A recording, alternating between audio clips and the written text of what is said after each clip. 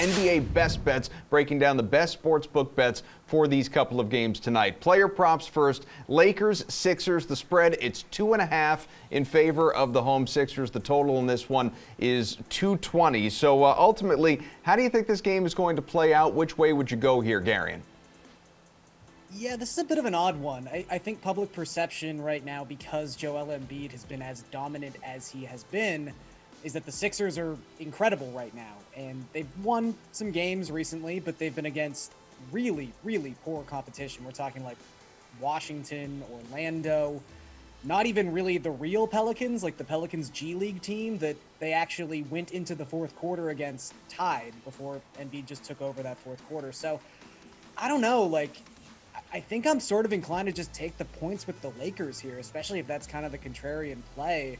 Anthony Davis is back. Obviously, he's not going to play more than 25-ish minutes, so I don't know how much importance you want to put into that. But the 76ers are really banged up. Seth Curry's not going to play in this game. They've really not been able to utilize much of a bench the past 2 weeks. I know Danny Green's questionable, so maybe his return impacts people's thinking a little bit, but yeah, I think I'm just going to take the points here. I don't love betting the Lakers. They're actually 6-14 ATS their past 20 games against the team above 500, but I think you kind of throw that out the window a little bit now that Anthony Davis is back in the mix. Gary, let's just stay with you here because my eyes are failing me. I'm getting older, and I combined two questions into one. Give me your favorite player prop from this same Lakers-Sixers game.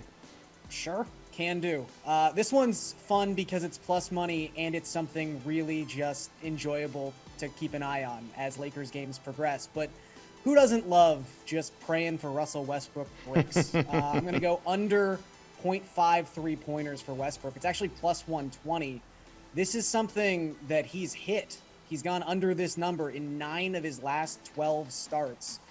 He's finally starting to shoot less 3-pointers, which is obviously good for the sake of this prop, but he's also shooting 18.1% from 3 across his last 12 games. So, yeah, maybe he hoists one up. Maybe it goes in via a miracle. But I think at this point, I'm just going to keep riding under half a 3-pointer for Russell Westbrook. Matt, how about a player prop from you for this game?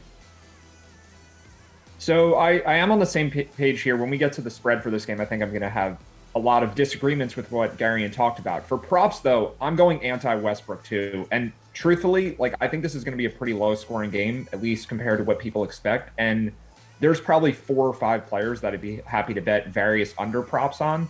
But I'm looking at the Westbrook points plus assists line at 23.5. I think 2 things are going on. Danny Green is expected to play. Matisse Thybulle's been playing. So we have that element where the Sixers' defense is probably getting better.